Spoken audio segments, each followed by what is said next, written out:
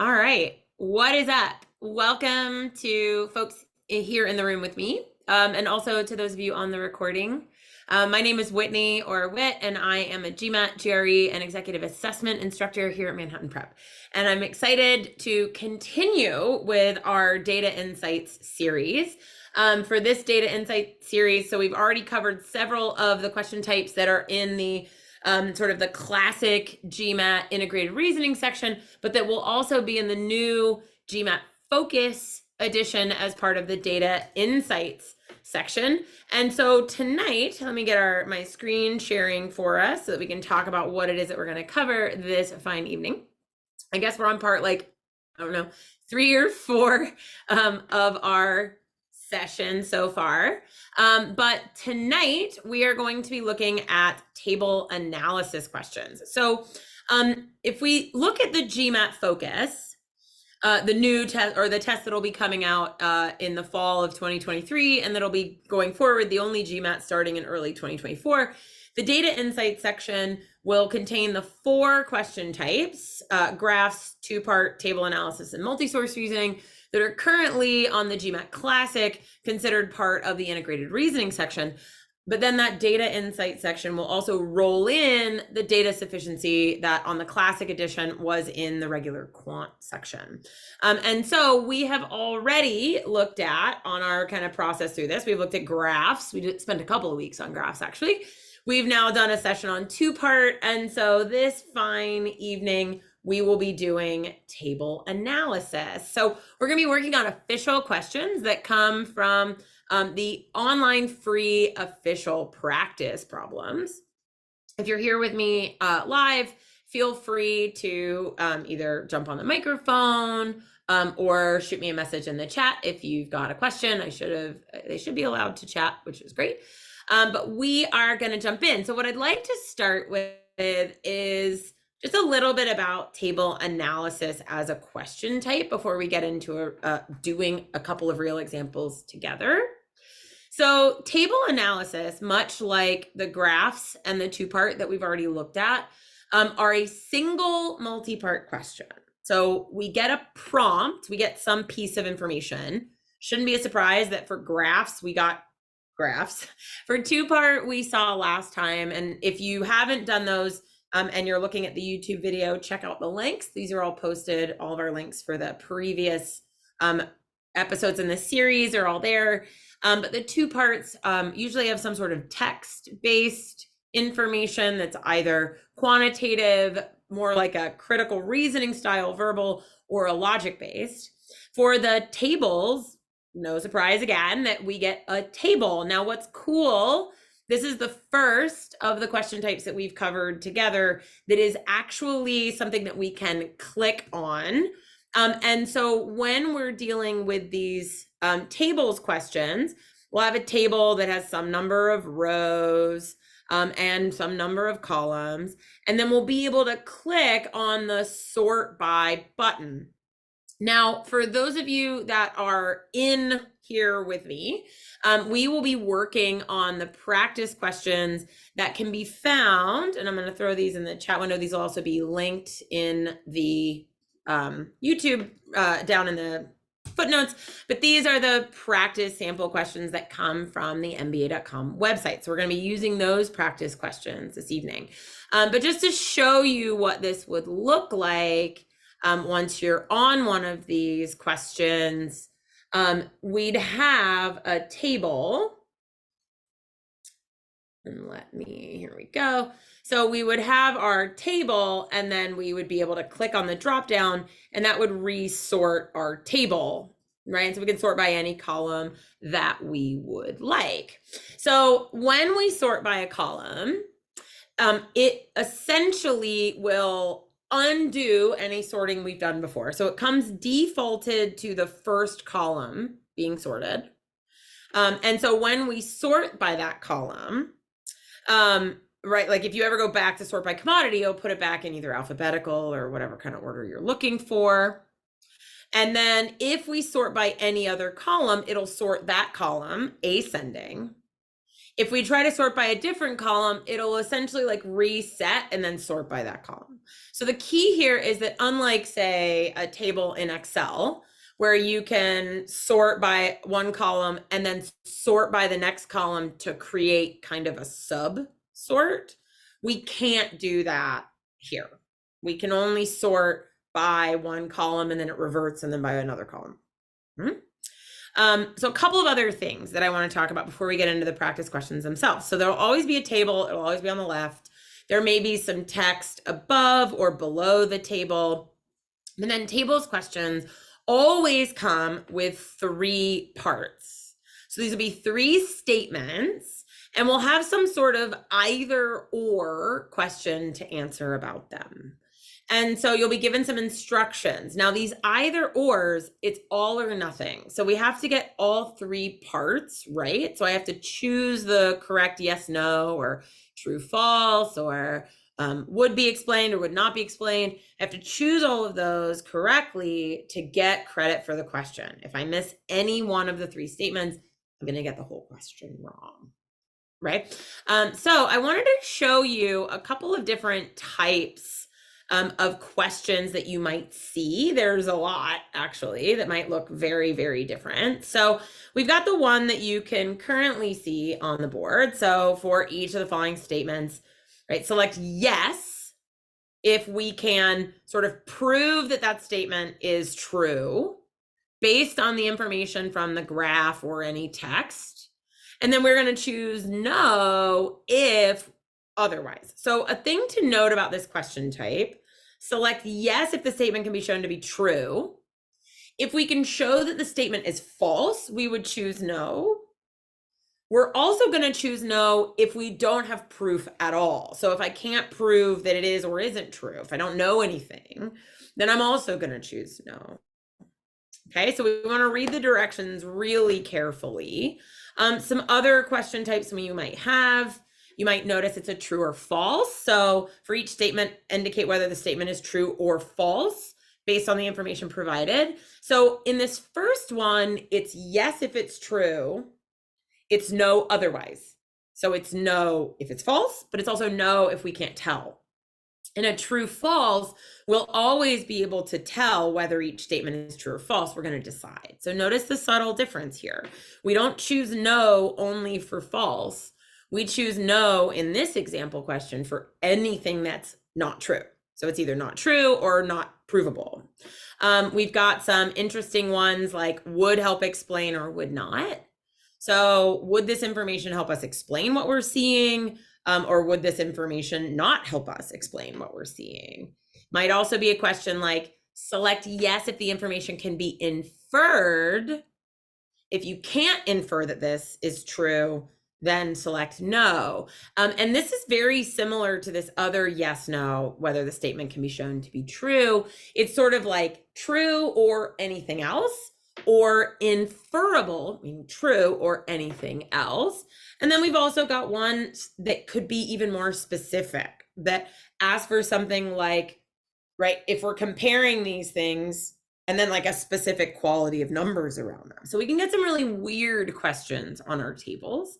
Most of the time, we're going to see something pretty straightforward like yes, no, true, false.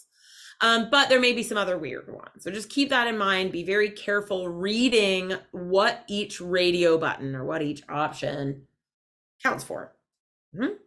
Okay, the other thing to note about the data insights and the current, the classic integrated reasoning and the focused data insight section is that you do get a calculator, and it is sort of a scientific calculator is what they call it, but you have a fraction option, a percent option, and a square root option. Otherwise, it's a super basic calculator. To be fair, that's all you're really going to need it for, is the most basic of computations. It is on screen, so you'd have to like click on it to open it, and then click with your mouse, or if you've got like a keypad, you'll use your keypad, or you'll use your trackpad, whatever it is that you're using. You do not get to bring your own calculator. You can't use your phone or the calculator that's on your phone. So I'm going to really strongly suggest that when you're practicing integrated reasoning, data insights, that you utilize an on-screen calculator. So tonight for our session, I'm going to be using the on-screen calculator on my Mac. So it doesn't have the square root button or the 1/x button, but it does have the percent button. I've honestly never needed a square root button on either data insights or on integrated reasoning, but if you do need that square root function, you can always, search in a Google search bar or something like that. And at least the Apple keyboard has an option for at the top. You can kind of view it as a scientific. It's just like over the top looking if you view it as a scientific calculator. It's got way more than you really need, but it does have the 1/, and the square root, those two pieces. But generally, I just kind of leave this in basic while I'm practicing. Yeah, cool. So we are going to look at our first of the tables problems. And so in order to answer a tables problem, right, so I'm going to clear off all of our coverings. Generally speaking, you're going to want to use the drop-down menu. So the one that we are going to start with this evening is going to be the first of the 3 examples. So if you follow the link to the table analysis problem, we are going to be doing the first example. So I'm going to add that into the chat window for my folks here in the room. In case you would like to sort your table, we'll use that drop down so that you can sort your table. Now, generally speaking, we are looking to finish all of our data insights questions, and especially the integrated reasoning kind of throwbacks. We want to be able to finish them in under 3 minutes apiece. So we'll talk more strategy for the sections as a whole.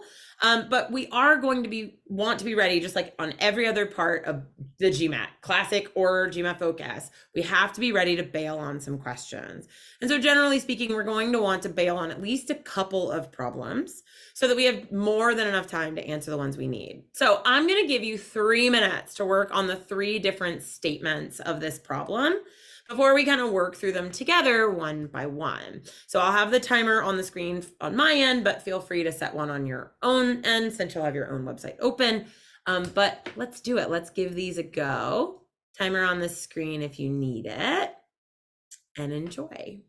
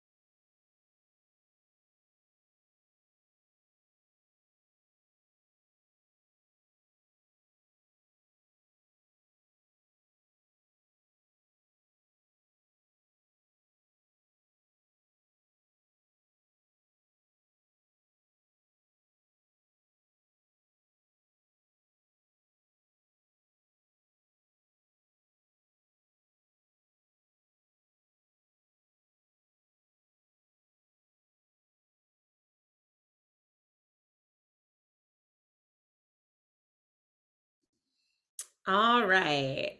Go ahead and start to make some guesses for me.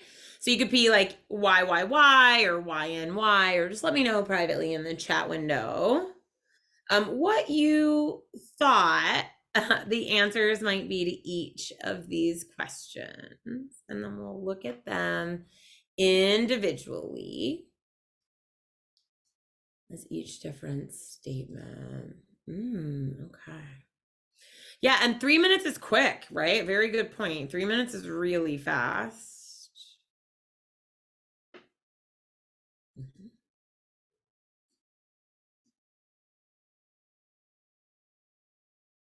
Mhm.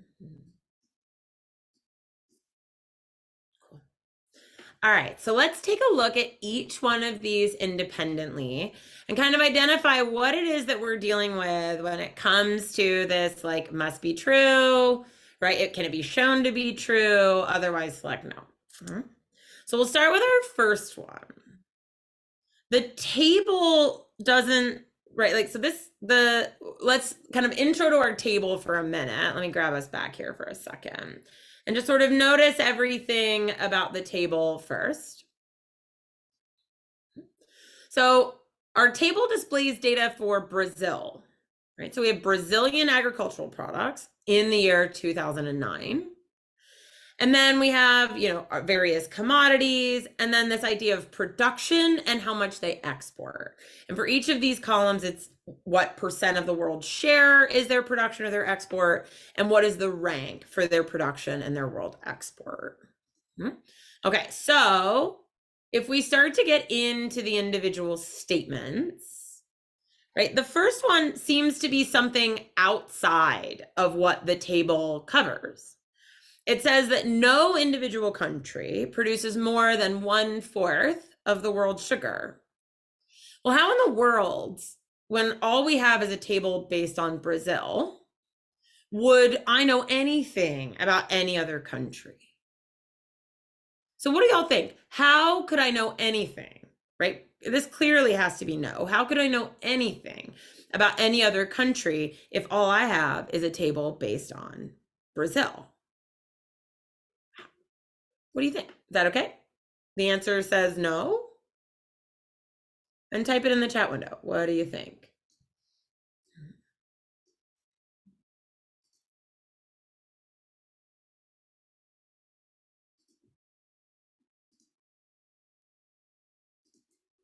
Oh, okay. So that's a good idea. I like it. If I were to look at Brazil at my little Brazil table for a second, and I was to say, you know what? Let's look at world production rank exactly. Right? If I were to sort this by production world rank, we notice that when it comes to the world's production of sugar, Brazil ranks number 1. If Brazil is number 1 and they're producing 21%, that must mean that no other country produces more than they do. So no other country can produce more than 21%. Well, 1/4 is 25%. So no other country can produce more than 25%. This one's actually true. Yeah, this is a weird one, right? This one's actually true. Nicely done, y'all. Nicely done. Okay. What about our second statement then? So if Brazil produces less than 20% of the world's supply, okay, well, that would imply maybe looking at our table sorted by the percentage so that we can see when does Brazil produce less than 20%. So if Brazil produces less than 20%, all right, so let's look at the places where that's true. Brazil produces less than 20% on all of these. So this is our Brazil less than 20%. Brazil is not the world's top exporter of that commodity. Well, I've got two situations that are contrary to that. We have two places where Brazil is producing less than 20% of the world's supply, but is in fact the world's top producer or top exporter. And so the correct answer for this one is no. Okay, so we've got yes for our first one.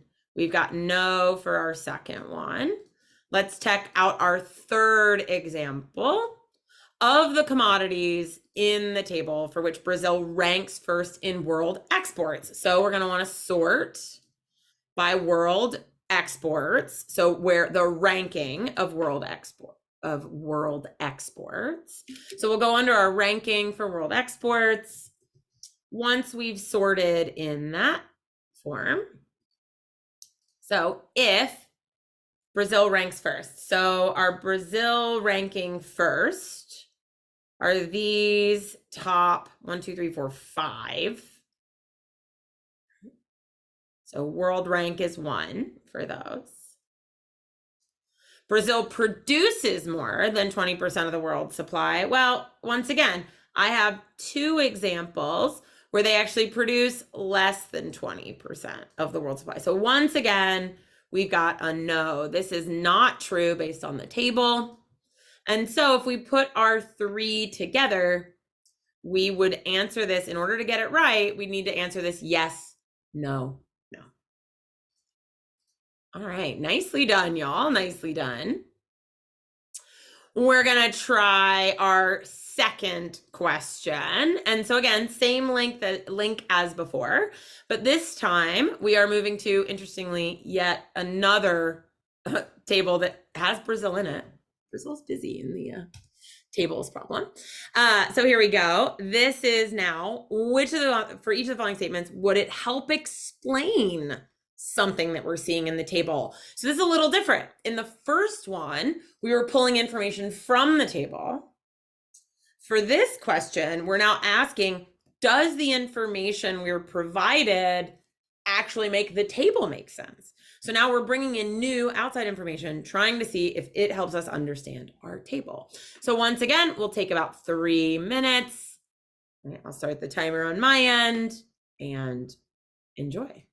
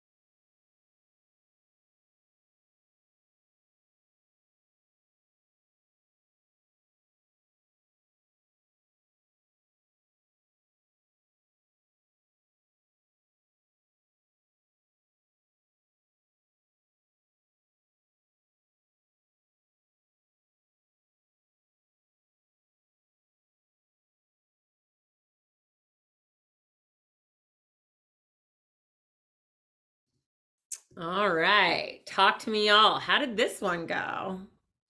This one's definitely weirder.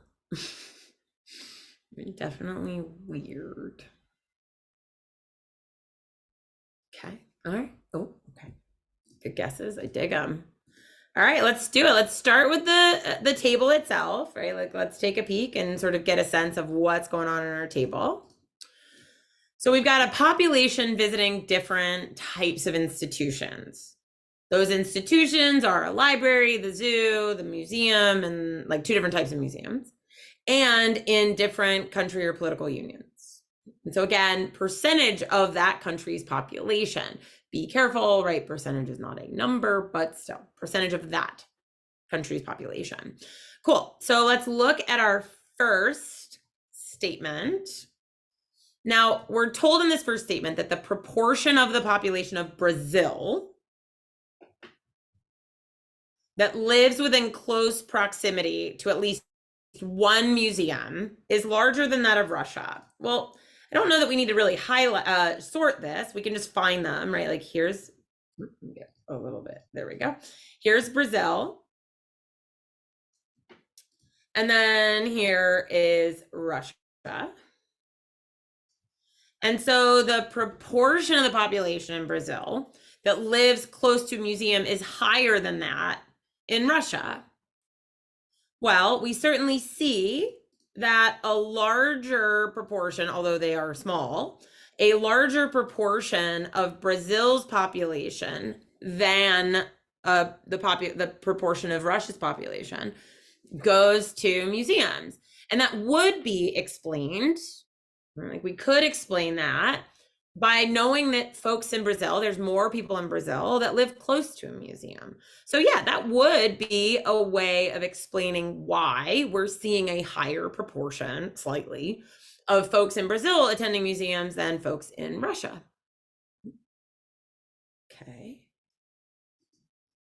All right, our next one of the countries or unions in the table, Russia has the fewest natural history museums per capita. So what if they did? Okay, so if Russia, natural history museums, well, they have the lowest attendance, right? If we look down the list to anyone else, they're lower. I mean, the next closest is Brazil, and then everybody else is way more. And so if Russia has the fewest natural history museums, that would help explain why Russia also has the smallest proportion of its population attending these types of museums. And so that too would help explain. So notice I haven't had to sort at all. We don't always have to sort, right? There's not always a requirement that we sort. Sometimes there are, sometimes there aren't. All right, so we got 2 yeses so far. Let's check our third one. So of the countries and political unions in the table, the 3 that spend the most money to promote their natural history museums are also those in which science is highly valued. Okay, so let's think about this. What does this mean in terms of the table? So promoting natural history would imply the places that have the highest attendance at their natural history. So if we were able to show that the places that had the highest attendance at natural history, if they were also areas that valued science, so if high natural history correlated to high science, or if low natural history correlated to low science. In other words, if these 2 columns moved together, that would be a good sign. So we're going to sort by either. I'll just go ahead and sort by natural history museum, right? And see. So let's check I got my little natural history museum sort up here for us. Right. So natural history museum, this is it going up, right? So they're increasing. And it starts to look that way, but then this is all sort of jumbled in here. These actually go down and then it goes up and then it comes back down again. So if anything, there is no correlation between the number or the proportion of the population going to the Natural History Museum and the interest in science. And so this would imply that this would not help explain the numbers we're seeing.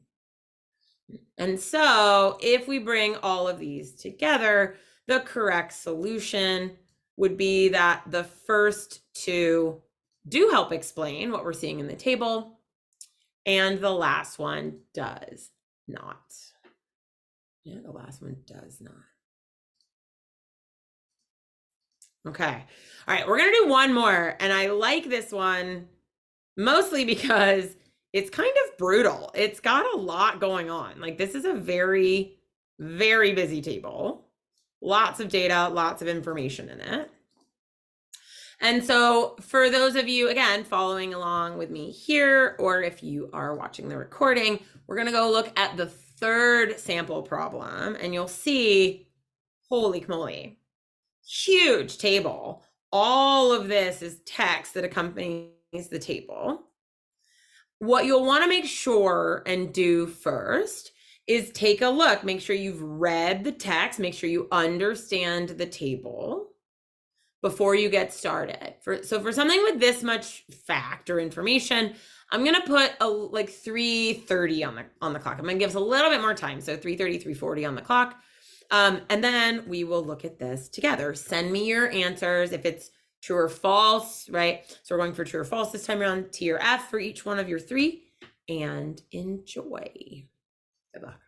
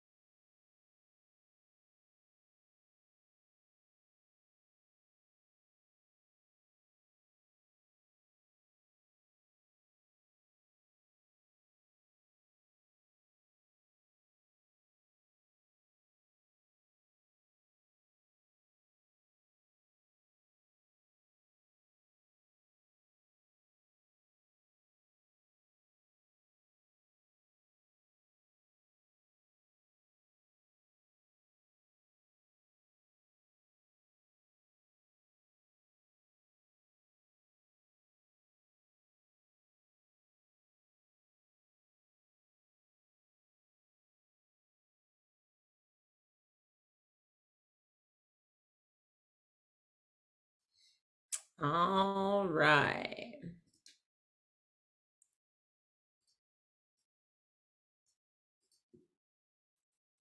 So lots happening with this one, right? Like lots and lots happening with this one. We have a monster table, and then we've got like an airport with a city, country, and like code, which I'll be honest, a lot of this data probably isn't going to be required, like country codes. Now we've got something about the number of passengers, a percent change in a rank, and the number of movements, a percent change in a rank. I don't really know what those things are, so let's go check. So table above gives 2008 info on total passengers. So these are all the different cities around the world, right? We got Charlotte, that's my state, North Carolina. We've got London and LA, Madrid, Miami, all these places. So we've got total passengers in-planed and deplaned with passengers in transit counted once. So this would be the number of people who got on, got off, and if you just like were coming through, then you would get counted once, I guess. And total movements, meaning how many airplanes took off and landed for the 21 airports throughout the world. Oof. And they were chosen because they were among the busiest 30 airports in the world in terms of both passengers and movement. So that sounds like in terms of the number of people coming through the airport and the number of planes taking off and landing. So it wasn't just, people, but it's like lots and lots and lots of airplanes coming through as well. And then the table also gives percent of increase and decrease over the previous year. And then their ranks. And so if we look, the ranks are within the top 30. These are also all ranked within the top 30. So, okay, it makes sense. And some of these got busier or less busier from 2007 to 2008. Cool. All right. So we want consider whether each statement is true or false. There's a lot with this one, right? So we want to be like mindful of how much time we spend on a question like this. This might be a perfect example of a table that I would skip, not because it's necessarily hard, but it's massively time consuming, right? Lots of words, lots of text, but we're going to do it together anyways for our practice. So the airport experiencing the greatest percent decrease in passengers. Okay, so that would be this percent change, right? So the one will sort by passengers percent change. So the one experiencing the greatest decrease in total passengers. Okay, so we'll sort passengers percent change. Also, so that's Chicago, also experienced the greatest decrease in the percent of movements. Well, okay, Chicago definitely had a decrease, but even the couple right next to it experienced a bigger decrease. These experienced a bigger decrease. And so this one has to be false. It's not true, right? Not true. So lots of information, but thankfully not a lot of math that had to be done. That's good. Okay. For our second statement, the airport with the median rank based on the total number of passengers. So, all right, median rank, if we have 30, right? Now there's only 21 airports here, but the median rank, right, on our list, we'd still need to sort by median rank of our passengers. Okay, so let's get that sorted passenger rank. All right, and then if we get it sorted by passenger rank, the median would need to be, so the median based on the total number of movements, we'd want something in that same boat, right? So we'd want something around that 15, right? Like we've got 21, so this would be the 11th one. So we're going to count down 1, 2, 3, 4, 5, 6, 7, 8, 9, 10, 11. So it would be Amsterdam because we'd have 10 and 10 of the 21, right? So if we want median for 21, the median, there'd be 10 on the left, 10 on the right, and 1 in the middle. So the median for passengers is going to be Amsterdam. So for passengers, it's Amsterdam. Now what we need to do is see what's the median rank based on total number of movements. So we'll sort again, and we're going to count down to the 11th once again. So if we get our table sorted by median, or by, excuse me, movements rank, and we count down our 11 again, 1, 2, 3, 4, 5, 6, 7, 8, 9, 10. It's Frankfurt in this one. And so it is not the same, right? These are not the same. And so once again, we have shown that this is false. Okay, so we got 2 falses so far. Now to our last one. Exactly 50% of the airports that experienced an increase in both total number of passengers and total number of movements. All right, so we need to sort percent change. Let's start with passengers.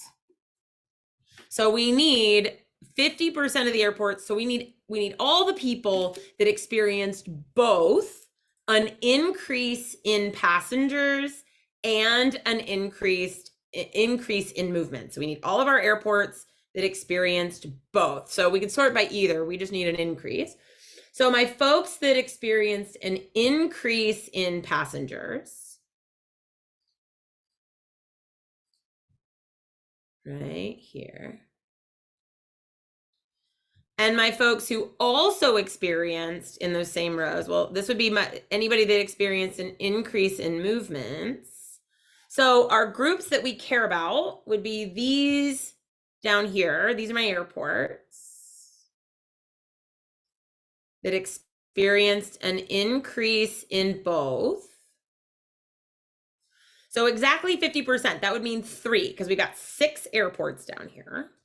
It said exactly 50% of the airports that experienced an increase in both total number and total passengers are located in the United States, USA. Well, I've got Denver, Charlotte, and San Francisco. I do have exactly 3 out of the 6. And so this one is actually true. And so there we have it. We've actually got, for this last question that we're going to work on today, that we've got false for the first 2 and true for the last one. So again, not necessarily in any of these did we have to do a whole lot of math. So a lot of times our tables problems are going to be much more about reading and interpreting the information, thinking about how we best want to sort, and like sorting and dealing with a lot of this data that's been given. Now, of course, as you work through practice problems, you will certainly find some tables questions that require a little bit more math, a little bit more, maybe some stat, you're thinking average or median, like we already saw a little bit of these. But note in general that what we're looking for is carefully reading, thinking about best how to sort, and then organizing our information, make sure that we know what we're answering. Yeah. So I love tables questions. They are not always the fastest. They are not always the easiest, but in the world of data insights and integrated reasoning, tables are usually some of my favorite to work on. So unless they're super wordy or big, they're often not the ones that I'm going to skip. We talked about this if you didn't see it in our 2-part lesson, where I'm a little bit more likely to skip 2-part questions than others. And in our next session, our next part of the series, we'll start talking about the last of the more integrated reasoning style, and that'll be our MSR, multi-source reasoning. So again, and then we'll look at data sufficiency as it relates most directly to data insights. So those are coming up in future workshops together. So before we end things tonight, I just wanted to remind you, thank you for coming and hanging out with me, checking out Manhattan Prep and everything we have to offer. If you are new to our YouTube site, like we've got tons and tons and tons of videos, check them out below, or you can subscribe, come hang out on our playlist. We have so many free prep hours. You can also come to our website and sign up for any of these free prep hours to attend live, so you can ask any questions that you got while you're in the room. Please feel free to sign up for any of our live classes as well. So on top of being able to sign up for the free prep hours here, you can come and sign up for any of our session 1s for our full length complete courses. So you can check us out. learn all about the new exam. And this includes live classes, both for GMAT Classic, as well as our free class or our classes that we're now running for GMAT Focus. Yeah. So thanks so much. Please come hang out with us again. We look forward to getting to see you in our free prep hours or in our classes or in any of our other workshops. Otherwise, I hope that you have a wonderful rest of your morning, afternoon, evening, whatever time it is that you're connecting with us. And otherwise, take care. Best of luck with your studies. Thanks, everybody.